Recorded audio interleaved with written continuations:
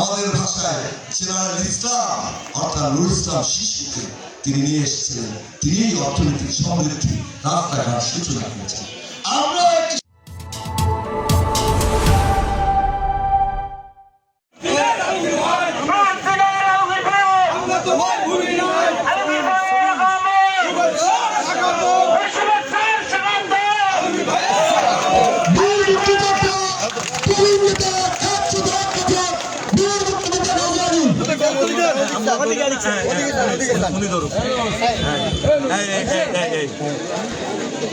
আজকের আলোচনার মূল বিষয় হলো আমরা সারা বাংলাদেশের কমপক্ষে 1 কোটি মানুষকে সদস্যের অন্তর্ভুক্ত,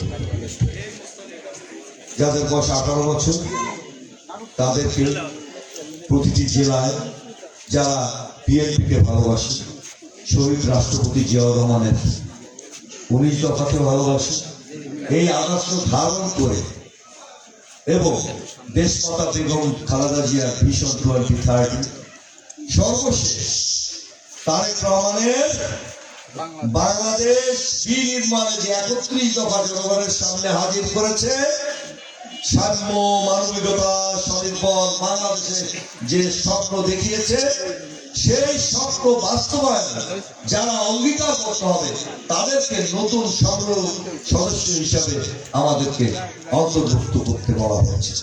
পাশাপাশি ইতিপূর্বে যারা 10 টাকা দিয়ে এই দলের প্রাথমিক সদস্য হয়েছে তাদের সদস্যটি নবায়ন করার কথা বলা হয়েছে, তাদেরকে নবায়ন করতে হবে।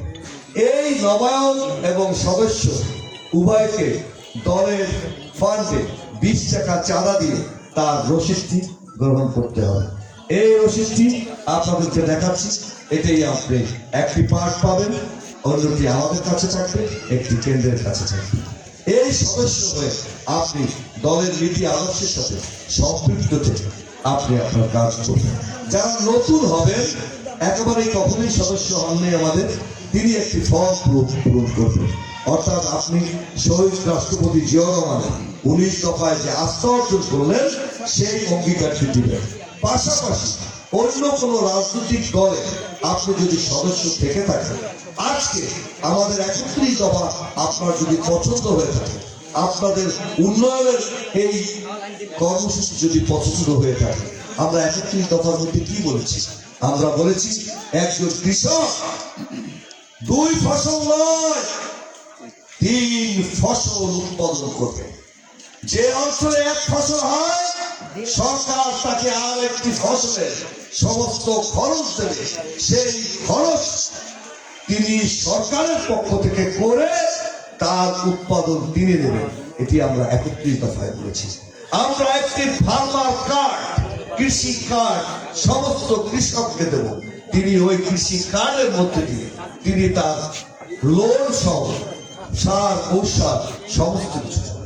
আমরা 31 দফায় কৃষকের কথা বলতে গিয়ে বলেছি বর্গা চাষি তার সমস্ত সুবিধা পাবে এবং জমি ক্রয় করার ক্ষেত্রে যিনি বর্গা চাষি থাকবেন তাকে আলাদাভাবে সরকার কম সুদে লোন দেবে।